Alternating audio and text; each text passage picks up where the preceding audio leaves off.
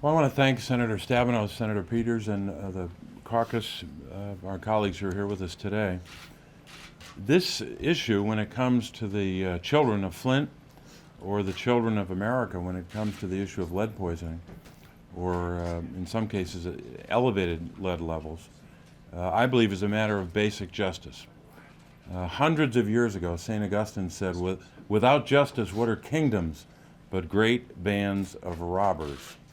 If we apply that to today, when it comes to government, without justice, what are governments but great bands of robbers? When you don't take action to prevent something like this from happening, you have robbed a child of his or her future.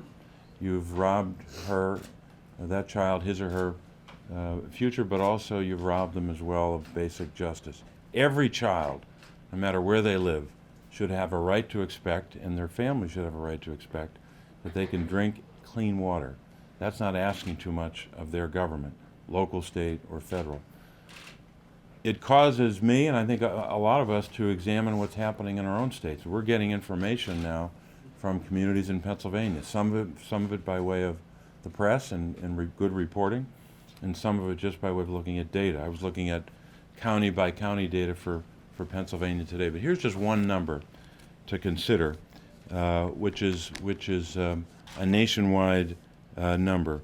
At least 4 million households have children living in them that are being exposed to high levels of lead, according to the CDC. So we have a lot of work to do on this. Maybe not in circumstances where it is a water problem.